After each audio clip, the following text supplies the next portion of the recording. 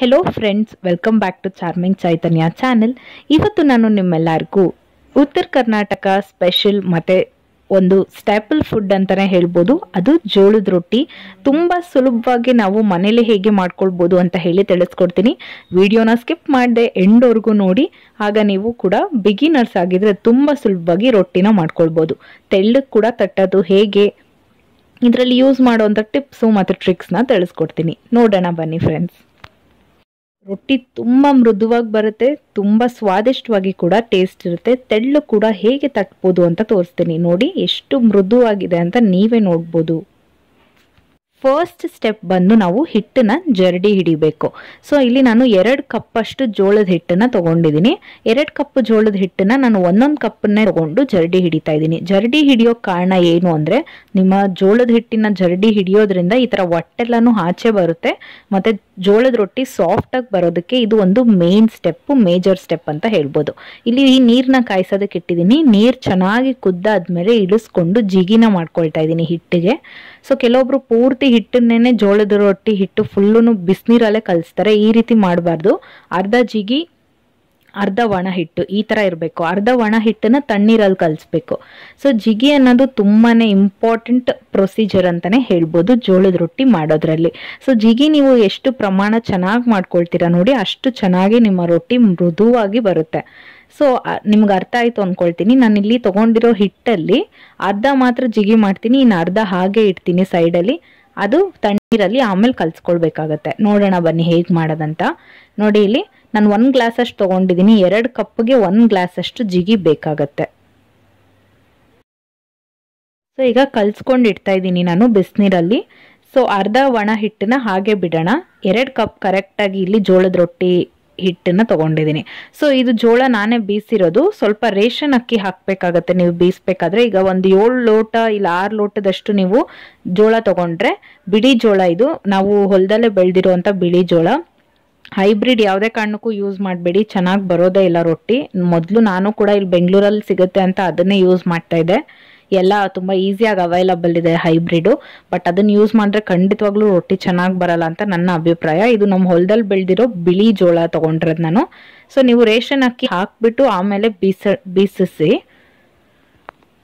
ನೀವು ಕೂಡ ಜೋಳದ ರೊಟ್ಟಿನ ತುಂಬಾ ಇಷ್ಟಪಡ್ತೀರಾ? ಹಾಗಾದ್ರೆ ಈ ರೆಸಿಪಿ ನಿಮ್ಗೆಲ್ಲರಿಗೂ ಯೂಸ್ಫುಲ್ ಅನ್ಸ್ತಾ? ಖಂಡಿತವಾಗ್ಲೂ ಯೂಸ್ ಆದ್ರೆ ಒಂದು ಸಬ್ಸ್ಕ್ರೈಬ್ ಬಟನ್ನ ಹಿಟ್ ಮಾಡಿ, ಪಕ್ಕದಲ್ಲೇ ಬರುವಂತ ಬೆಲ್ ಐಕಾನ್ನ ಕೂಡ ಹಿಟ್ ಮಾಡಿ. ವಿಡಿಯೋ ಸ್ವಲ್ಪ ಆದ್ರೂ ಇಷ್ಟ ಆದ್ರೆ ಶೇರ್ ಮಾಡಿ.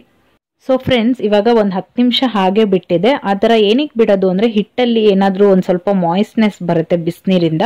ಆಗ ನಮಗೆ ಎಷ್ಟು ತಣ್ಣೀರು ಬೇಕಾಗತ್ತೆ ಅಂತ ಗೊತ್ತಾಗತ್ತೆ ಅಂತ. ಸ್ವಲ್ಪ ಹಾಗೆ ಕಲ್ಸ್ಕೊಳ್ಳಿ ಬಿಸಿನೀರಿಂದಾನೆ. ಅದಾದ್ಮೇಲೆ ಈ ರೀತಿ ತಣ್ಣೀರನ್ನ ಹಾಕೊಂಡು ಚೆನ್ನಾಗಿ ನಾದ್ಕೊಳ್ಬೇಕಾಗತ್ತೆ. ಒಂದು 10 ನಿಮಿಷ ತಗೊಂಡು ಚೆನ್ನಾಗಿ ಹಿಟ್ಟನ್ನ ನಾದ್ತಾ ಮಿಕ್ಸ್ ಮಾಡಬೇಕು. ನಾವು ಚಪಾತಿ ಹಿಟ್ಟಿಗೆಲ್ಲ ಹಾಗೆ ಕಲಿಸ್ತೀವಲ್ಲ, ಆ ಥರ ಮಾಡಂಗಿಲ್ಲ ಜೋಳದ ರೊಟ್ಟಿಗೆ. ನೀವು ಈ ಥರ ಹಿಸ್ಬಿಟ್ಟು ನಾದಿ ಚೆನ್ನಾಗಿ ಕಲಿಸ್ಬೇಕಾಗತ್ತೆ. ನೋಡಿ ಈ ರೀತಿ ತಣ್ಣೀರ್ನ ನಾನು ಇಲ್ಲಿ ಒಂದು ಅರ್ಧ ಲೋಟದಷ್ಟು ಯೂಸ್ ಮಾಡಿದ್ದೀನಿ. 2 ಕಪ್ ಹಿಟ್ಟಿಗೆ ಒಂದು ಪೂರ್ತಿ ಲೋಟ ಬಿಸಿನೀರು ಬೇಕಾಗತ್ತೆ ಜಿಗಿ ಮಾಡಕ್ಕೆ. ಇನ್ನು ಅರ್ಧ ಲೋಟ ಕಲಿಸ್ಬೇಕಾದ್ರೆ ತಣ್ಣೀರು ಬೇಕಾಗತ್ತೆ. ಒಟ್ಟು 2.5 ಲೋಟ ನೀರು ನಿಮಗೆ ಬೇಕಾಗತ್ತೆ 2 ಕಪ್ ಹಿಟ್ಟಿಗೆ. ನೋಡಿ ಈ ರೀತಿ ಕಲ್ಸ್ಕೊಳ್ಬೇಕು, ಚೆನ್ನಾಗಿ ನಾದ್ಕೊಳ್ಬೇಕು.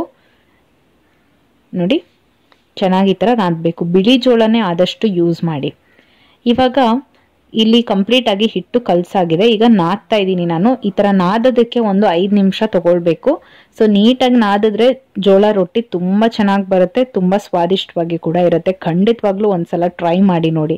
ಈಗ ಹಸ್ತದ ಸಹಾಯದಿಂದ ಎಲ್ಲಾ ಹಿಟ್ಟನ್ನ ನೀಟಾಗಿ ನಾದ್ಕೊಳ್ತಾ ಇದ್ದೀನಿ. ಒಂದು 5 ನಿಮಿಷದವರೆಗೂ ನಾದಿದ್ದೀನಿ. ಈಗ ಡೋ ಹೇಗಿದೆ ಅಂದ್ರೆ, ತುಂಬಾ ಸಾಫ್ಟ್ ಆಗೂ ಇಲ್ಲ, ತುಂಬಾ ತೆಳುವಾಗೂ ಇಲ್ಲ, ಮೀಡಿಯಂ ಆಗಿ ಕರೆಕ್ಟ್ ಆಗಿದೆ. ಇವಾಗ ತಟ್ಟೋದು ಹೇಗೆ ಅಂತ ತೋರಿಸ್ಕೊಡ್ತೀನಿ. ನಿಂಬೆಹಣ್ಣು ಗಾತ್ರದಕ್ಕಿಂತ ಸ್ವಲ್ಪ ದೊಡ್ಡ ಗಾತ್ರದಲ್ಲಿ ನಾನು ಇಲ್ಲಿ ಹಿಟ್ಟನ್ನ ತಗೊಂಡಿದ್ದೀನಿ. ನೀವು ಬಿಗಿನರ್ಸ್ ಆಗಿ ಫಸ್ಟ್ ಟೈಮ್ ಟ್ರೈ ಮಾಡ್ತಾ ಇದ್ರೆ ತುಂಬಾ ಚಿಕ್ಕದಾಗೆ ತಗೊಳ್ಳಿ, ನಿಂಬೆಹಣ್ಣು ಗಾತ್ರದಷ್ಟೇ ಹಿಟ್ಟನ್ನ ತಗೊಳ್ಳಿ. ಇಲ್ಲಿ ನನಗೆ 1 ವರ್ಷದಿಂದ ತಟ್ಟಿ ಅಭ್ಯಾಸ ಇರೋದ್ರಿಂದ ನಾನು ಸ್ವಲ್ಪ ದೊಡ್ಡದಾಗೆ ಮಾಡ್ತೀನಿ. ನೀವು ಅಭ್ಯಾಸ ಮಾಡ್ತಾ ದೊಡ್ಡದಾಗಿ ಮಾಡ್ಬೋದು. ಸ್ಟಾರ್ಟಿಂಗ್ ಅಲ್ಲಿ ಚಿಕ್ಕದಾಗೆ ಮಾಡೋದಕ್ಕೆ ಟ್ರೈ ಮಾಡಿ. ಫಸ್ಟ್ ಈ ತರ ಫ್ಲಾಟ್ ಮಾಡ್ಕೊಳ್ಬೇಕು ಕೈಯಲ್ಲೇನೆ, ಸೈಡ್ಸ್ ಅಲ್ಲೆಲ್ಲ ನೀಟಾಗಿ ಪ್ಯಾಕ್ ಮಾಡಬೇಕು. ಈಗ ಒಣ ಹಿಟ್ಟನ್ನ ಜರಡಿ ಇಟ್ಕೊಂಡಿದ್ದೀನಿ. ಇವಾಗ ಇದ್ರ ಮೇಲೆ ಹಿಟ್ಟನ್ನಿಟ್ಟು ಈ ತರ ರಬ್ ಮಾಡಬೇಕು ಹಿಟ್ಟಿಗೆ ಸ್ವಲ್ಪ.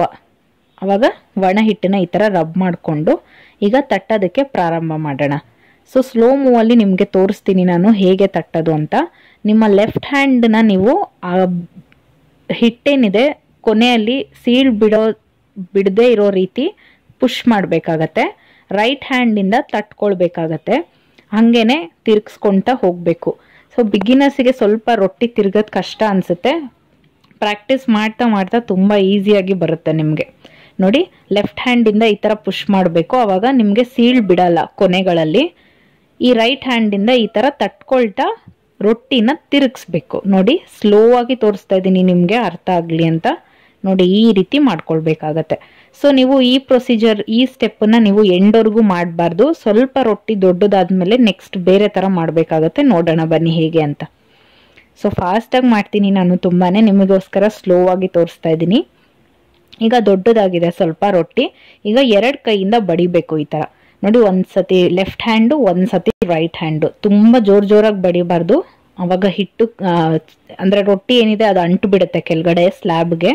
So slab ಒರೆಸಿದ್ದೀನಿ. ಆಮೇಲೆ ಕಮೆಂಟ್ಸ್ ಹಾಕ್ಬೇಡಿ ಏನಿದು ಇದ್ರ ಮೇಲೆ ತಟ್ತಿದ್ದೀರಾ ಅಂತ. ಈಗ ನೋಡಿ, ಈಗ ನೆಕ್ಸ್ಟ್ ಥರ್ಡ್ ಸ್ಟೆಪ್ಪಲ್ಲಿ ರೊಟ್ಟಿ ತಿರುಗಿಸ್ಬೇಕು ಒಂದು ಕೈಯಲ್ಲಿ, ಇನ್ನೂ ಒಂದು ಕೈಯಲ್ಲಿ ಬಡಿಬೇಕು. ಸೊ ಮಧ್ಯದಲ್ಲಿ ಜಾಸ್ತಿ ಬಡಿಬಾರ್ದು, ಎಂಡ್ಗಳಲ್ಲಿ ಜಾಸ್ತಿ ಬಡಿಬೇಕಾಗತ್ತೆ. ನೋಡಿ, ಸೊ ಇವಾಗ ಕಂಪ್ಲೀಟ್ ಆಗಿ ರೊಟ್ಟಿ ಇಷ್ಟು ದೊಡ್ಡದಾಗಿ ನಾನು ಮಾಡಬಲ್ಲೆ. ಇನ್ನೂ ದೊಡ್ಡದಾಗೂ ಕೆಲವೊಂದ್ಸತಿ ಮಾಡಬಲ್ಲೆ, ಆದರೆ ಇಷ್ಟು ನನಗೆ ಪ್ರಾಪರ್ ಆಗಿ ಕೈಯಿಂದ ಎತ್ಬೋದು ಅಂತ ಹೇಳಿ ಅನ್ಸುತ್ತೆ. ಸೊ ಇಷ್ಟು ಮಾಡಿದ್ದೀನಿ. ಸೊ ಮಧ್ಯದಲ್ಲಿ ಜಾಸ್ತಿ ಬಡಿಬೇಡಿ, ಅವಾಗ ಉಬ್ಬೋದಿಲ್ಲ ರೊಟ್ಟಿ. ಸೊ ನೋಡಿ, ಕೊನೆಗಳಲ್ಲಿ ಜಾಸ್ತಿ ಬಡಿಬೇಕು. ಇವಾಗ ಎತ್ತದು ಒಂದು ಟ್ರಿಕ್ ಇದೆ, ಇಲ್ಲಾಂದ್ರೆ ಅರ್ಧೋಗ್ಬಿಡುತ್ತೆ. ನೋಡಿ, ಒಂದು ಬೆಳ್ಳಿ ಇಟ್ಬಿಟ್ಟು ಈ ಥರ, ಆಮೇಲೆ ಈ ರೀತಿ ಎತ್ಕೊಳ್ಬೇಕು. ಸಾಫ್ಟಾಗಿ ಎತ್ತಬೇಕು. ಆಮೇಲೆ ತವದ ಮೇಲೆ ಹಾಕಿದ್ಮೇಲೆ ಈ ಥರ ಕಾಟನ್ ಬಟ್ಟೆಯಿಂದ ನೀವು ನೀರನ್ನ ಸ್ಪ್ರೆಡ್ ಮಾಡಬೇಕು. ಇದಕ್ಕೆ ಎಣ್ಣೆ ಎಲ್ಲ ಹಚ್ಚಕ್ಕಾಗಲ್ಲ ಜೋಳದ ರೊಟ್ಟಿಗೆ. ಈ ಥರ ನೀರನ್ನ ಸ್ಪ್ರೆಡ್ ಮಾಡಬೇಕಾಗತ್ತೆ. ನೋಡಿ, ಈ ರೀತಿ ನೀಟಾಗಿ ಎಂಡಿಂದ ಹಿಡಿದು ಪೂರ್ತಿ ರೊಟ್ಟಿಗೆ ನೀವು ನೀರನ್ನ ಹಚ್ಚಬೇಕು. ತಣ್ಣೀರನ್ನ ಹಚ್ಚಬೇಕು ಸ್ನೇಹಿತರೆ.